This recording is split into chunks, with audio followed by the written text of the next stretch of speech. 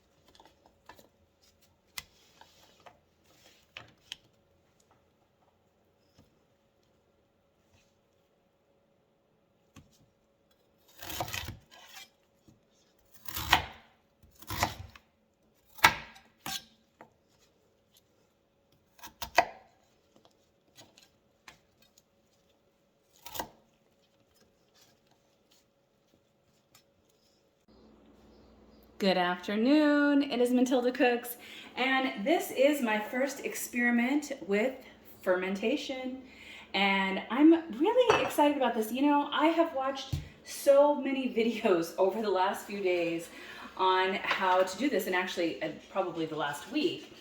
And I've got all of my vegetables cut, which you saw, and I am ready to go. And there are so many different combinations that you can do. It's really all up to you. And this is the great experiment for me. I have never done it, and I'm looking forward to doing it. I just want you to know that I was like hyper fanatic about every single thing being really meticulously clean. And when I'm talking about meticulously clean, I'm like handling this obviously with gloves. I'm like a freak about I do not want to get the wrong type of bacteria in here. I want everything to be exactly the way that it's supposed to be. So I am making sure that I am, you know, completely sterilized. I had done these in the dishwasher like you saw, but I've rinsed them again with hot water, and then I sanitized every single thing, every implement, even my counters, with hot soapy water and vinegar before I did this. And I've cleaned all of my vegetables with my Purely Essentials fruit and vegetable wash as well. So the first combination that I'm going to do is cauliflower, and apparently you just start piling this stuff in, and I'm going to do it in layers. Oh, you know what? I forgot, actually. Darn it. Is a tea bag. So the gal that I was actually even watching this morning, this is just the Tazo Awake English Breakfast Tea, but she said to use black tea, and she said that the tannins help keep the vegetables crisp, because the last thing that you want is a not crisp vegetable. I mean, if you're going to ferment vegetables, the last thing I want is like soggy, gross vegetables. So you just get your tea bag in there, and that's gonna keep them nice and crisp. All right, so we'll just start layering these guys in. And so what I'm gonna do is I'm gonna layer in these cauliflower ones. I'm gonna put in some peppers, because I like peppers, and I want something colorful in here. I just think it would be pretty, and you know, you can just stuff them on down. And I even just ordered this little masher thing that I'm gonna do this with too, because I've been following these people who do this fermenting, and I've been so encouraged by just hearing about how many live probiotics that you can get just by doing lacto-fermented vegetables. And, you know, we have spent a lot of money in the past on, you know, buying probiotics. I mean, like $50 a month, you know, and I don't want to spend $50 a month. I would actually rather spend less money and be able to still have probiotics. And I'm putting some of these little spring onions in here because I think it would be good flavor as well. And then you do want to leave some room at the top. And then I even ordered these I even ordered these weights, and I love how clever this little handle is, you know, because I think when I go to pull it out, that's going to be like super helpful. So anyway, once you get it all, you know, stuffed in here, then you're going to put that weight on the top of it, and then that's going to make sure that all of your vegetables are staying under the saltwater brine, which is going to, you know, do the fermenting. And I was listening to this gal that she said before, she had been fermenting for years, and she said she had these little jelly jars, and she used to just use the little jelly jars and put the jelly jars in there. And I think that's very clever too. I have these, but I did order the weights, and so I'm just going to use them. All right, so for my last jar, I am doing beets and ginger, because I love ginger and I love beets, and beets, they're both so healthy for you. You know, beets are such a good like liver detoxifier and blood cleaner, and ginger is really good for your stomach. And gosh, I should look up all the health benefits before I even start talking about it, but they both are so good for you. So gonna go ahead and get that tea bag in there. And the fun thing with this combination too, this ginger and beets one, is that the gal that I was listening to this morning was saying, even at the end, like once it's already done fermenting, you can actually put in some like maple syrup if you want to do kind of like a sweet version of any of these. And I'm going to totally do that. I just think that's such a great idea. So I'll take a couple of those gingers out anyway.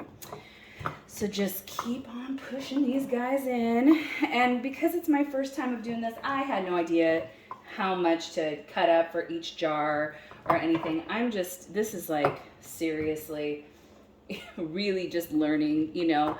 And I love doing stuff like this because I'm like, why not just learn with you? And I'm not a professional or expert. As a matter of fact, I will link the videos that I have been watching in the description of this. And if you want to go and hear like all the actual, you know, health benefits and all the things and all the science that are behind lacto fermenting, I would encourage you to go watch these ladies that I've been watching, because I've gotten a ton of information and I really appreciate all of their hard work in that, and I definitely want them to get some views. Now I am doing the method that the second gal that I watched do, which is measuring the salt, putting it in the top, kind of mixing it around, and then pouring the water on. And you know, the first gal that I watched, she mixes the salt in the water, but I'm not going to do that. I'm going to do it the second way. So she did 2 tablespoons, and it was coarse salt like this, 2 tablespoons of salt.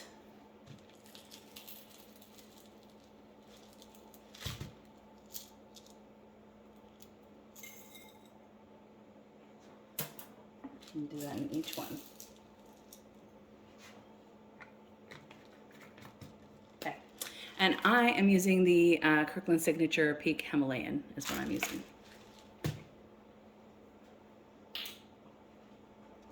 And then from there, we are just gonna pour the water in.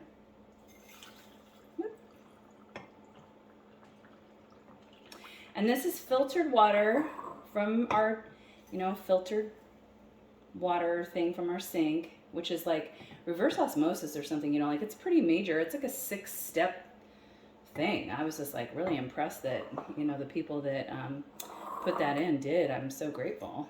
Such a blessing. Okay, so now she took a chopstick and kind of, you know, got in here and mixed that salt around, and I'm just gonna do it with a straw because that's what I have. And of course I'm just mangling that cauliflower on the top there. Okay, now we'll see if I've put too much water in here when we get the weights.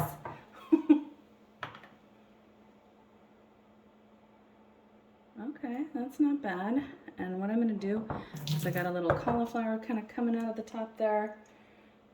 I think we want to make sure that all that is in the water for sure there.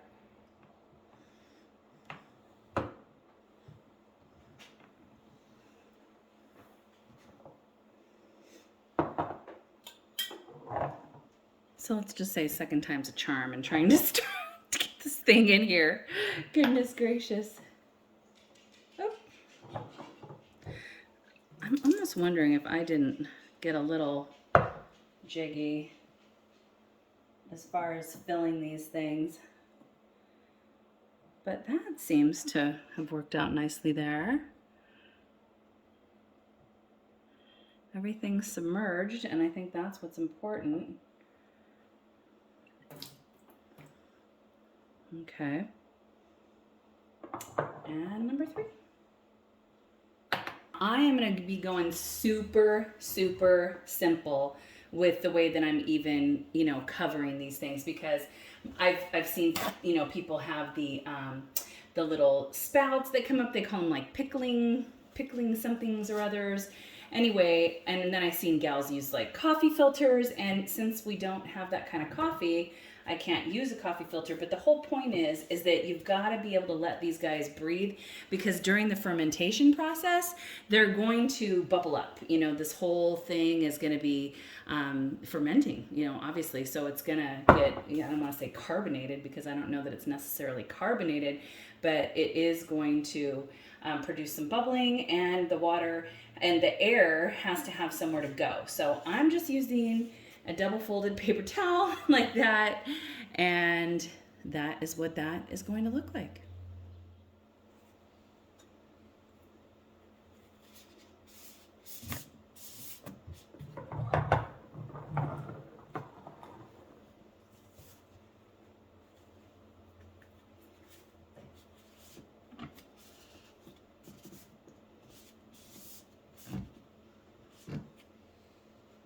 All right, now I've got them all in their jars, and they've got their little lids on, and they're breathing, and the weights are in there, and I'm excited to see how they come out. We'll see. I'll catch you up when they're done, and we'll do a little taste test.